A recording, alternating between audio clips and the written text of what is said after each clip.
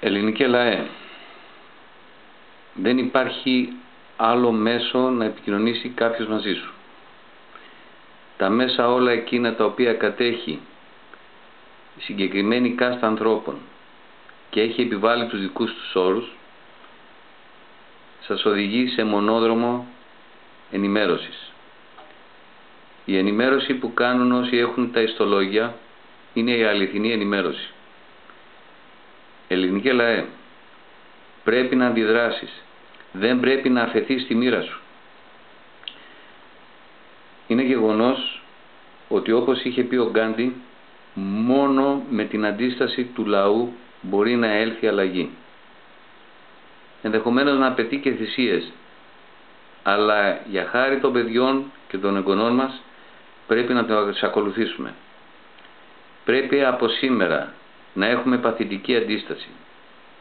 Πρέπει να μην κινηθεί καθόλου η αγορά. Είναι σκληρό πάρα πολύ για τους επαγγελματίες, το καταλαβαίνουμε. Αλλά και αυτοί θα υποστούν πρώτοι τα δεινά του Διεθνούς Νομισματικού Ταμείου. Ελληνικέ λαέ, καλείσαι να αντιδράσεις σήμερα, τώρα. Πρέπει να κερδίσουμε αυτή τη μάχη. Πρέπει οι άνθρωποι οι οποίοι διοικούν σήμερα την Ελλάδα να απομακρυνθούν άμεσα. Καλείται ο Πρόεδρος της Δημοκρατίας, βάσει των άρθρων του Συντάγματος, να καλέσει τους ανθρώπους εκείνους οι οποίοι θα βγάλουν τη χώρα από τα διέξοδα.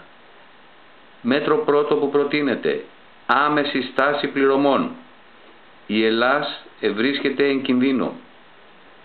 Οι άνθρωποι οι οποίοι λαιλάτισαν, διαγούμισαν τον πλούτο της, πρέπει να οδηγηθούν στη φυλακή και να δημευθούν οι περιουσίες τους. Ελληνικέ λαέ, πάρε την κατάσταση στα χέρια σου. Σας ευχαριστώ.